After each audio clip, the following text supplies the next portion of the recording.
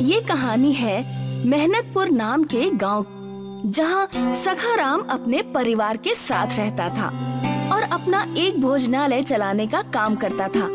सारे मजदूर और गांव वाले सभी सखाराम के भोजनालय में भोजन करके अपना अपना काम किया करते हैं। एक दिन एक आदमी सखाराम के भोजनालय में भोजन करने के लिए आया। बताइए भाई साहब, क्या खाएंगे आप? आपके भोजनालय में अभी क्या है बताइए। आलू पराठा, गोभी पराठा, मूली पराठा, मेथी पराठा, गर्मा गर्म शीरा, चना मसाला, पनीर मसाला, पनीर दो प्याजा, सेव टमाटर नु साग और मीठे मई गुलाब जामुन, साथ में थोड़ी सी लस्सी। बताइए आप क्या खाएंगे?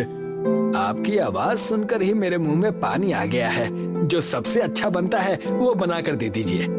अरे ओ, कुंदन साहब के लिए चना मसाला और मखनी नान परोस दो, साथ में लस्सी भी दे देना।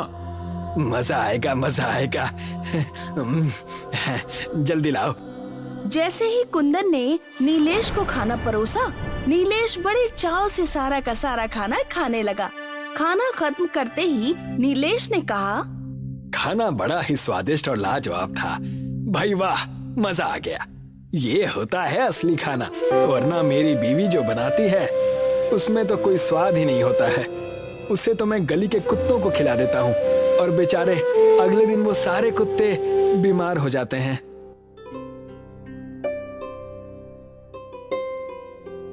इस होटल में खाने के साथ नींबू पानी भी मिलता है। कुंदन भाई जरा मीठा लाना। अरे रुको, वो पानी तुम्हारे हाथ धोने के लिए है, पीने के लिए नहीं। क्या बात कर रहे हो तुम? अरे हमने तो अभी तक यही सुना है कि नींबू को पानी में डालकर पीते हैं, ना कि उसमें हाथ धोते हैं। तो फिर आप गलत जगह पर आ गए हैं। आपको किसी सस्ते भोजनालय में जाना चाहिए। बिल पे कीजिए और जाइए यहाँ से। कुंदन ने नीलेश के पास आकर एक पर्ची थमाई, जिसे देखकर नीलेश के होश उड़ गए। ये सब क्या है? चना मसाला 300 रुपए और नान 70 रुपए। नहीं भाई, मैंने कोई पार्सल नहीं करवाया है, इतने पैसे नहीं होने चाहिए। भाई साहब, ये कोई पार्सल के पैसे नहीं, बल्कि जो तुमने खाए हैं उसके पैसे हैं। इतनी तो मेरे दिन की दिहाड़ी भी नहीं है, और इतना महंगा खाना। अगर मुझे पता होता तो मैं थोड़ी ना खाता। नीलेश अपनी जेब से 100 रुपए निकालकर टेबल पर रख देता है। कुंदन गुस्से से अपने मालिक सखाराम को आवाज लगाता है। मालिक, इस आदमी के पास पैसे ही नहीं है।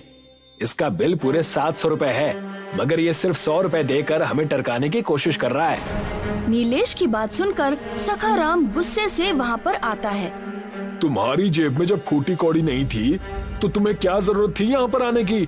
तुम्हारे जैसे लोगों को इस भोजनालय में आने का कोई अधिकार नहीं है। जल्दी से पैसे निकाल, नहीं तो मैं तेरा मार मार कर भड़ता बना दूंगा। अजीब बदतमीज आदमी हैं आप तो ग्राहकों के साथ बदतमीजी कर रहे हैं। बदतमीजी उसके साथ नहीं की जाती जिसकी कोई इज्जत होती है, और आज की दुनिया में जिसके पास पैसे नहीं होते उसकी कोई इज्जत नहीं होती।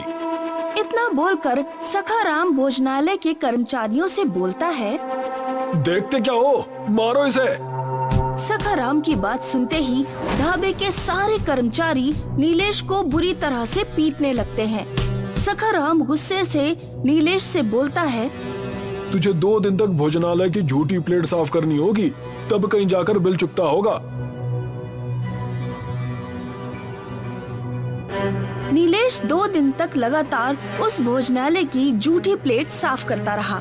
2 दिन बाद नीलेश अपने घर जाकर अपने साथ हुई उस दुर्घटना को रोते हुए अपनी पत्नी विमला को बताता है।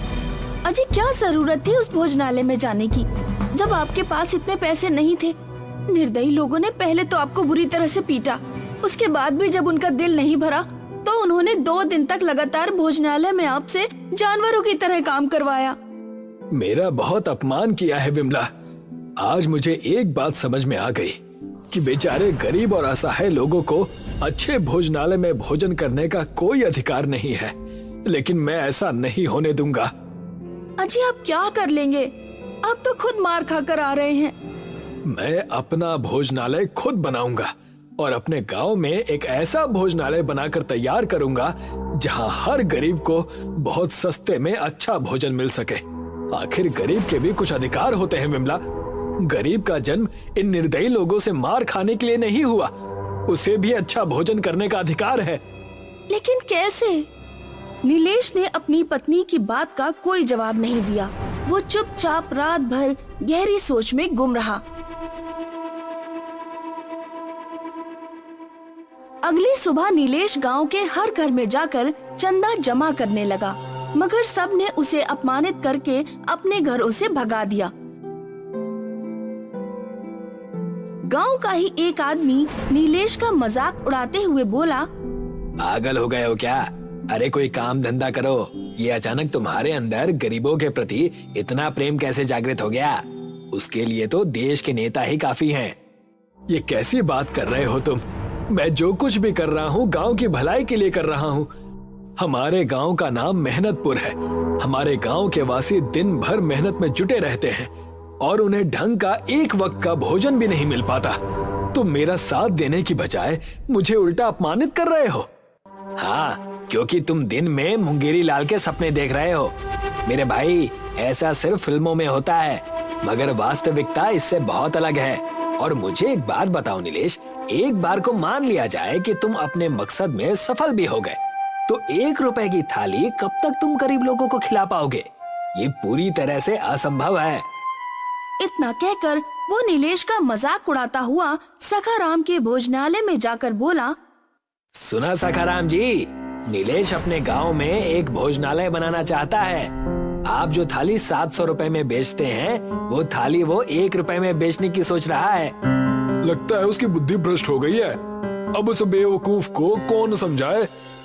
तभी सखाराम का नौकर कुंदन सखाराम के पास आकर धीरे से बोला, सखाराम जी, हमें इसकी बातों को मजाक में नहीं लेना चाहिए।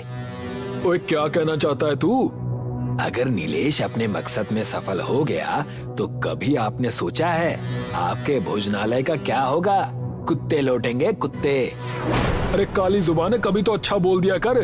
तेरे मुंह से जब भी निकला है हमेशा उल्टा सीधा ही निकला है। चिंता मत कर, इस गांव का मुखिया मेरा बहुत अच्छा दोस्त है। वो नीलेश को अच्छी तरह से समझा देगा। सखाराम गांव के मुखिया के पास गया। मुखिया, हमारी मित्रता के चर्चे दूर दूर तक प्रसिद्ध हैं।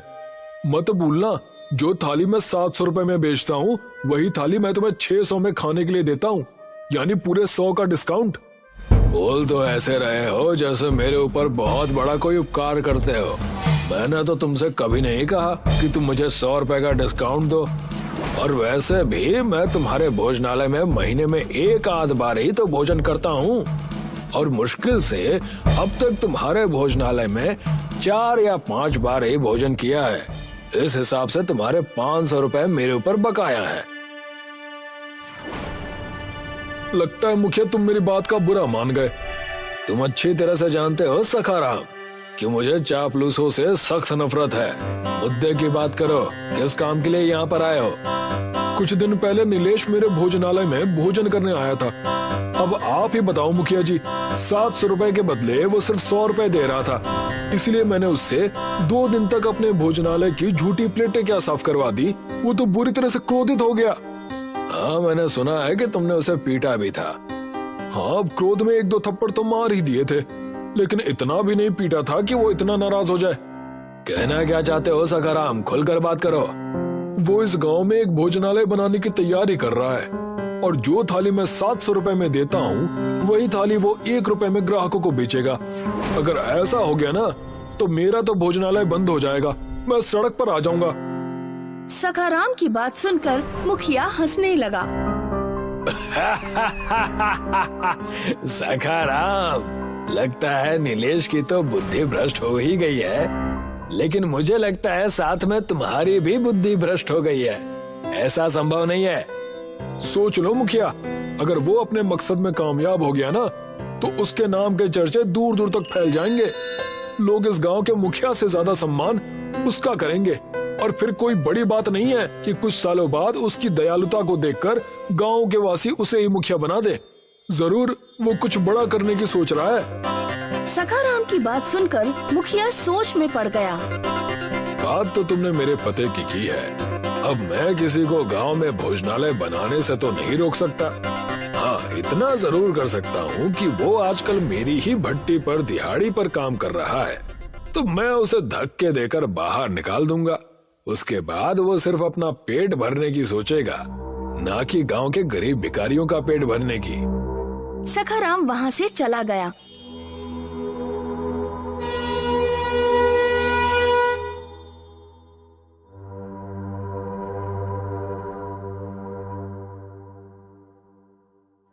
मुखिया ने उसी दिन नीलेश को काम से निकाल दिया। लेकिन मेरी गलती क्या है मुखिया जी?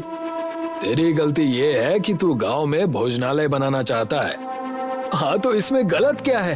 अगर मैं गरीब का भला चाहता हूँ तो आपको तो प्रसन्न होना चाहिए। तू गरीबों का कोई भला नहीं चाहता नीलेश। मैं अच्छी तरह से जान गया हूँ कि तू सिर्फ अपना नाम करना चाहता है और मुझे मेरे पद से हटाकर खुद गांव का मुखिया बनना चाहता है। अरे पहले अपना और अपनी पत्नी का ही पेट भर ले, बाद में गरीबों के बारे में सोचना। चल निकल यहाँ से। मगर नीलेश ने हार नहीं मानी। नीलेश शहर जाकर चंदा जमा करने लगा। इस दौरान उसकी मुलाकात सेठ जमुना प्रसाद से हुई। जमुना प्रसाद बेहद दयालु व्यक्ति थे। मुझे तुम्हारी सोच बहुत अच्छी लगी नीलेश, कि तुम एक ऐसा भोजनालय बनाकर तैयार करना चाहते हो जहाँ पर गरीब अच्छा भोजन कर सके।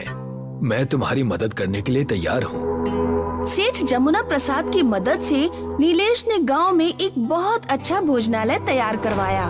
उसके भोजनालय में गुजराती, मराठी, कन्नड़ सभी तरह के भोजन तैयार होने लगे। भोजनालय बनते ही कुछ लोग भोजनालय में भोजन करने के लिए आ गए। वो सब देश के अलग अलग शहरों के रहने वाले थे। एक गुजराती नीलेश से बोला, તમારા રેસ્ટોરન્ટમાંથી બહુ મસ્ત ખુશ્બુ આવે છે। આ ખુશ્બુ સૂંઘીને હું પોતાની રોકી ના શક્યો। તો હવે મને જમવા આપો। नीलेश ने उस गुजराती को एक थाली में गुजरात का सारा प्रसिद्ध भोजन परोस दिया। भोजन खाकर गुजराती खुश होते हुए नीलेश से बोला, કેટલા રૂપિયા? બસ 1 રૂપિયાની આખી થાળી મળશે। 1 रुपए का नाम सुनकर गुजराती खुश हो गया। भोजनालय में लोगों की भीड़ लगने लगी। दूर दूर के शहर के लोग नीलेश के भोजनालय में भोजन करने के लिए आने लगे। अमीर हो या गरीब, नीलेश हर किसी से एक थाली का 1 रुपया ही वसूलता था। और ये बात सखाराम को बिल्कुल भी पसंद नहीं आई। सखाराम क्रोधित होकर कुंदन से बोला, इस नीलेश ने तो मेरे भोजनालय को बंद करवा दिया है। मेरे भोजनालय में कोई कुत्ता तक नहीं भटकता। कुछ करो कुंदन। चिंता मत कीजिए सखाराम जी, मेरे पास एक उपाय है। कैसा उपाय? क्यों ना हम दोनों उसके भोजनालय में आग लगवा दें। जब 2-4 लोग जलकर मर जाएंगे तो उसका भोजनालय बंद हो जाएगा। सखाराम और कुंदन उस समय नीलेश के भोजनालय में आग लगाने की योजना बना रहे थे। उसी समय सेठ जमुना दास वहाँ से गुजर रहे थे। जमुना दास ने सखाराम और कुंदन की सारी बातें सुन ली। उन्होंने तुरंत पुलिस को इन्फॉर्म कर दिया। पुलिस उस दिन से नीलेश के भोजनालय पर नजर रखने लगी। रात के वक्त सखाराम और कुंदन भोजनालय में आग लगाने के लिए बहुत सारा पेट्रोल लेकर आ गए, मगर तभी पुलिस ने उन्हें दबोच लिया। मुझे तुमसे ऐसी उम्मीद नहीं थी सखाराम। तुम तो गांव के सम्मानित व्यक्ति हो। मुझे छोड़ दीजिए इंस्पेक्टर साहब, मैं इसके भोजनालय को जलाकर राख कर दूंगा। इसकी वजह से मेरा भोजनालय बंद हो गया। नहीं सखाराम, मेरी वजह से नहीं, बल्कि तुम्हारे ग्राहकों के साथ तुम्हारे बुरे व्यवहार की वजह से तुम्हारा भोजनालय बंद हुआ है। तुमने मुझे अपमानित किया। मैं चाहता तो अपने अपमान का जवाब किसी और तरीके से भी दे सकता था, लेकिन नहीं, मैं तुम्हारे अपमान का घूंट अमृत समझकर पी गया। और देखो, आज इस भोजनालय में देश का हर नागरिक आता है और सिर्फ 1 रुपए में पेट भरकर भोजन करके चला जाता है। तुम्हें क्या लगता है कि मुझे प्रॉफिट नहीं हो रहा? मेरे परिवार का खर्चा इसी भोजनालय से चलता है। पुलिस ने सखाराम और कुंदन को गिरफ्तार कर लिया और सखाराम का भोजनालय बंद हो गया। आज भी नीलेश के भोजनालय में 1 रुपए की ही थाली मिलती है।